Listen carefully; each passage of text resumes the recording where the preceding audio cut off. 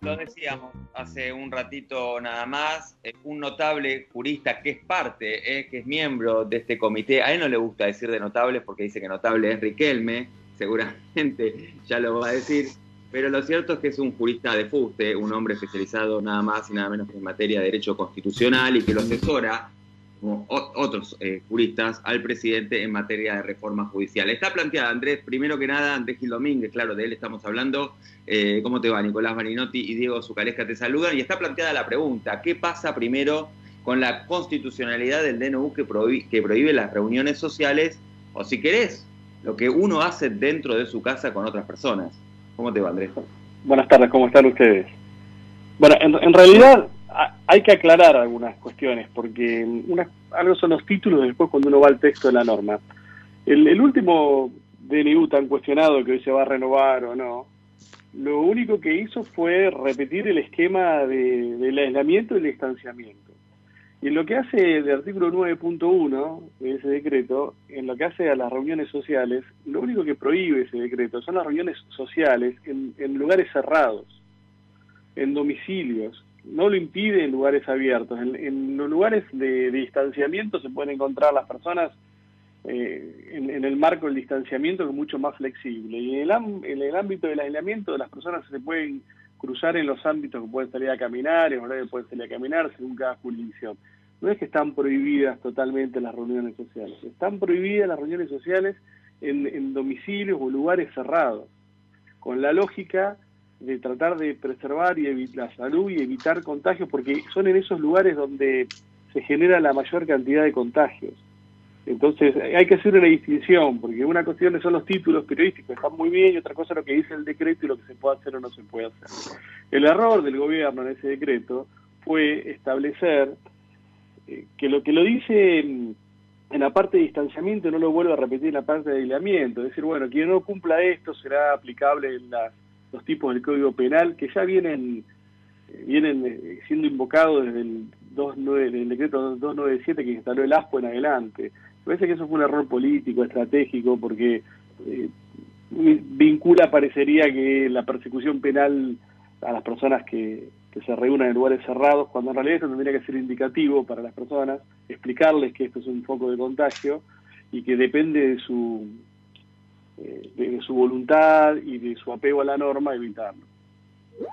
Ahora, Andrés, ¿qué pasa con las famosas acciones privadas de los hombres, ¿no? El artículo 19 de la Constitución Nacional, vos decís, bueno, ok, esto no estaba visto, o si querés la prohibición es para lugares cerrados, pero precisamente, ¿qué pasa con eso, no? ¿Qué pasa entre las cuatro paredes? Yo no puedo recibir a nadie, se entiende que en situaciones de emergencia los derechos se pueden restringir aún más, pero ¿esto no lo ves reñido con la Constitución? Lo que pasa es que el artículo 19 dice que las acciones privadas de los hombres quedan exentos de la intervención estatal de los particulares siempre y cuando no genere un daño inmediato y directo a terceros y ese derecho de terceros tenga más peso. No es que acá se están restringiendo derechos sin que del otro lado existan derechos que se estén protegiendo.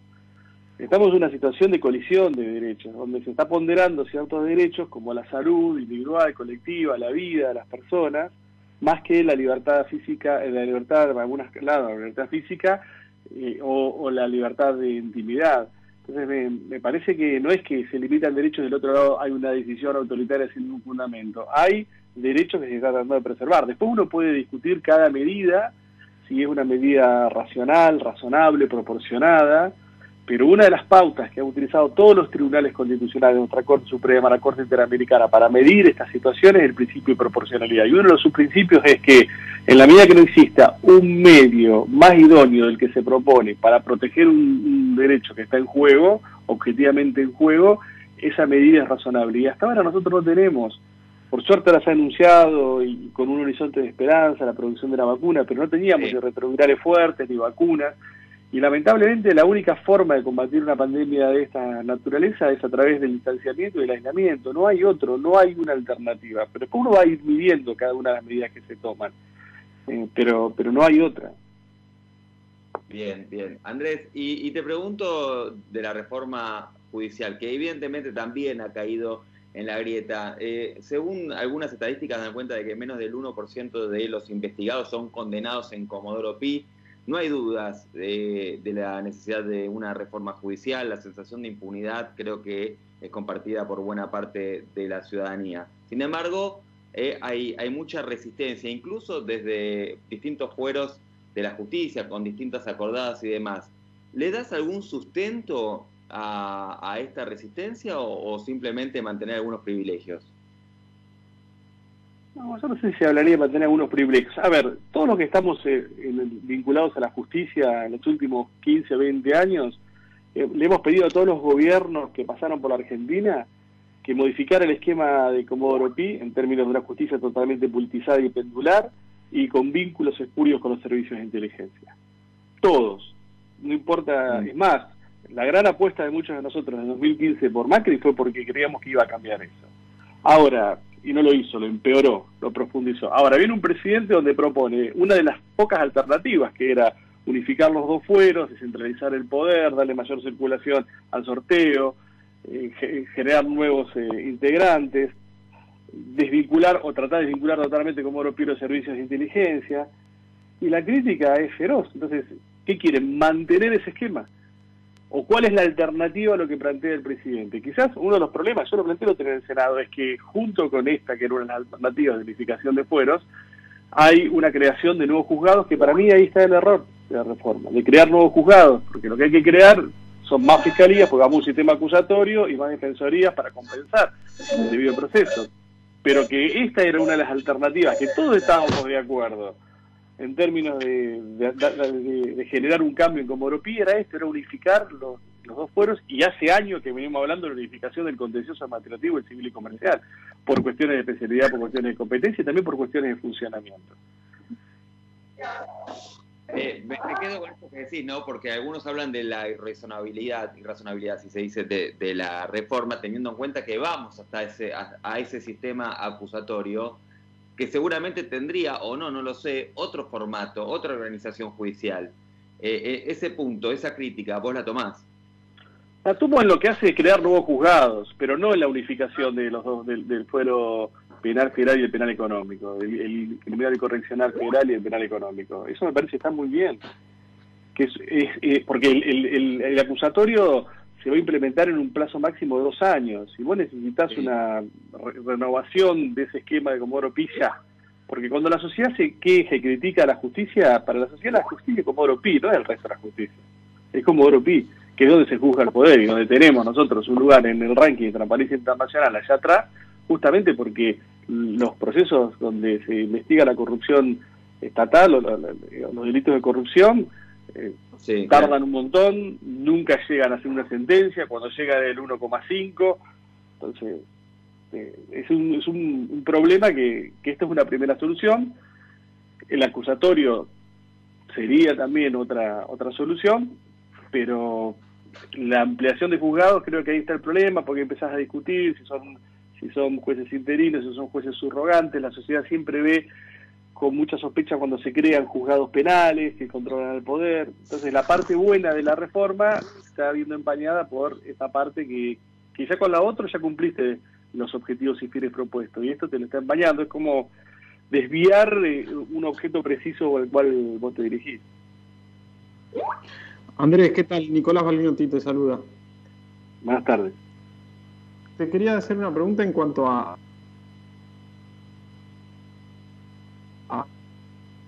que muchos Sabes que no te escucho,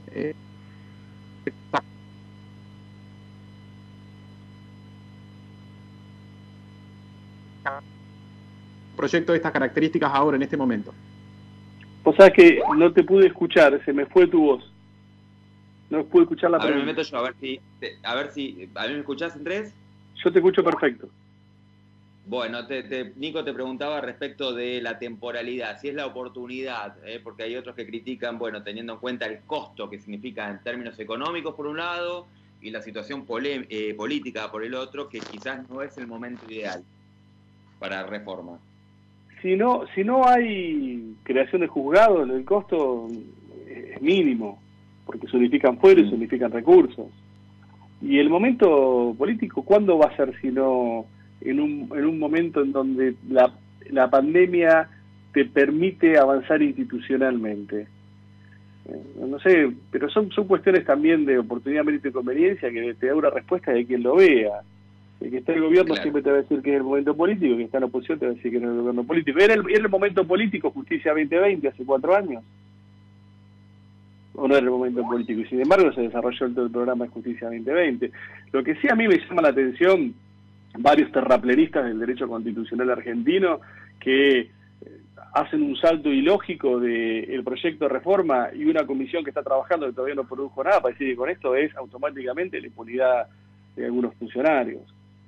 Cuando no hay ningún mecanismo en este paquete de reforma que permita hoy por hoy a ningún funcionario que esté siendo juzgado lograr impunidad.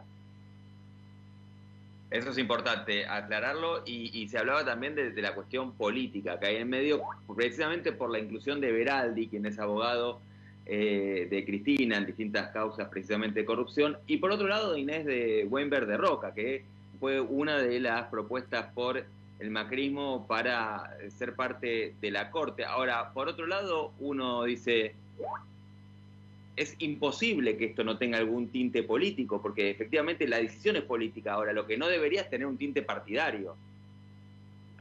Sí, y además todavía el Consejo de Expertos no emitió ni siquiera un primer dictamen.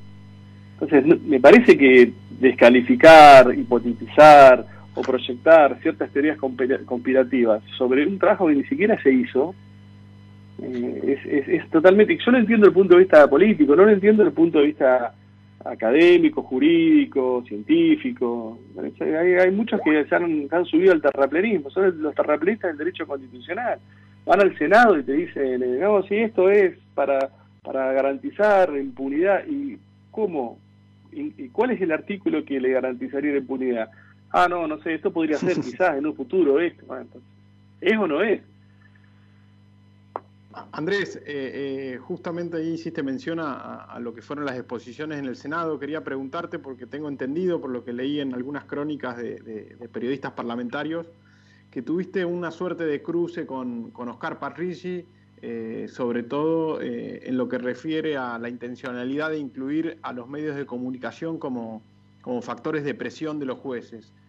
¿Cómo fue ese cruce? Aprovecho que te tengo acá para que lo cuentes vos en primera persona. No, ni siquiera fue un cruce, fue un intercambio de opiniones sobre posturas diversas, sobre el alcance de la libertad de expresión en términos de la función de, no sé si seguir hablando hoy en medios de comunicación, porque hoy en la cuarta revolución industrial, con las comunicaciones digitales, con las redes sociales, con la capacidad que tenemos todos de producir permanentemente contenidos, con audiencias que ya no son fijas ni cautivas, con los millennials y los Z que vienen con una lógica totalmente de acceso a la información, seguir hablando de medios periodísticos o de esa idea, me parece que es conceptualmente erróneo. Pero más allá de esto, lo único que tuvimos es un intercambio sobre esas distintas visiones sobre el alcance de la libertad de expresión, el acceso a la información, porque el proyecto enviado por el presidente no incorpora esto.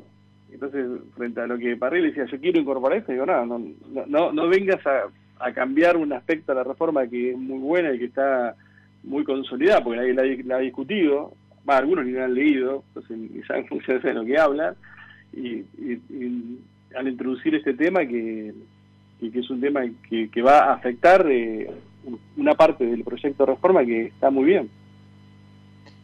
Recién hiciste mención a revoluciones tecnológicas, a redes sociales. Te quería preguntar, porque volvió este programa, se llama 14 bis, hablamos mucho de temas laborales, y esta semana, por una propuesta de Roberto Labaña, volvió a estar en el tapete la intención o el debate de implementar una reforma laboral.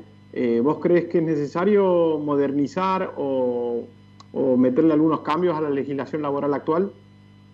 Y sí, porque después de esta pandemia y la digitalización de la vida, las formas de producción, las formas de trabajar van a ser totalmente distintas.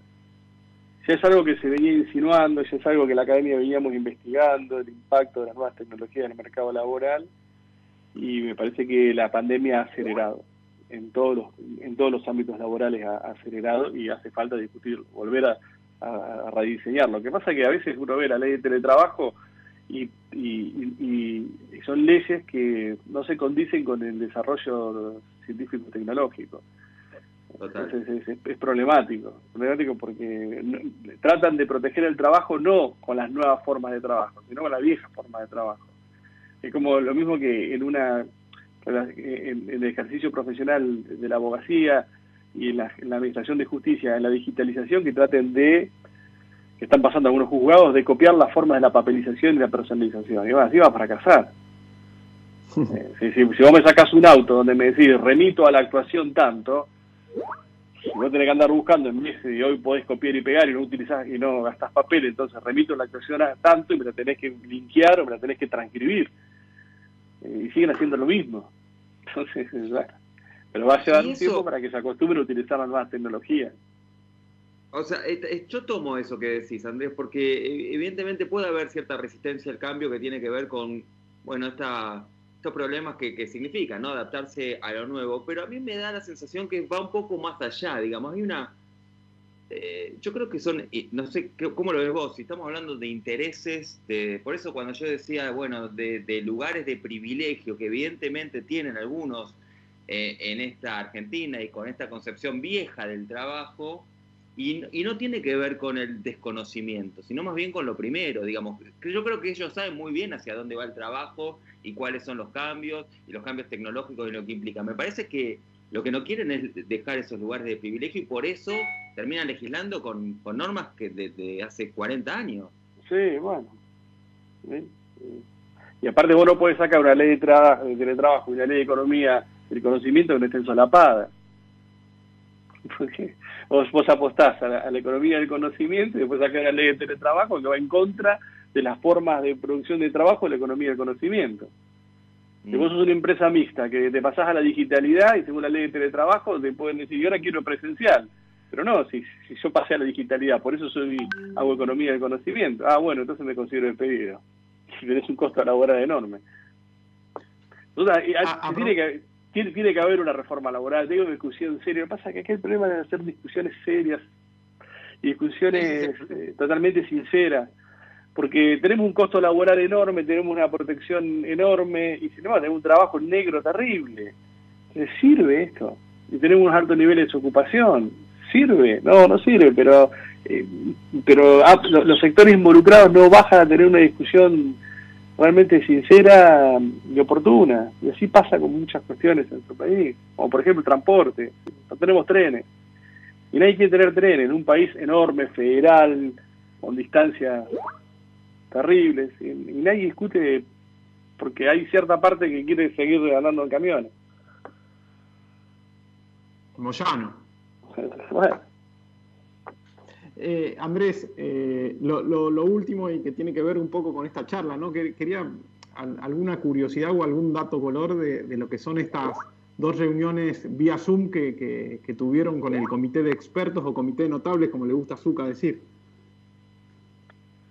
No, primero que hay un clima realmente espectacular, vamos afianzando la lógica de funcionamiento y ya de distribución de los temas, los tiempos, para tratar de llegar de la forma más ajustada al final de nuestra tarea, que va a ser entregarle al presidente un dictamen con las respuestas a los temas que nos ha solicitado. Pero por ahora, muy bien. Hemos tenido coincidencias, las disidencias las hemos podido charlar de muy buen modo, así que esperando con muchas ganas empezar el 18 con nuestra tarea. Bueno, seguramente te vamos a volver a molestar, Andrés, si no lo tomás a mal, seguramente en el transcurso de esa van a seguir haciendo, ¿eh? Un gran abrazo. Un gran abrazo. Ha pasado Andrés Gil Domínguez, nada más y nada menos que por aquí, por 14 bis, donde ha dejado, bueno, mucha tela para cortar.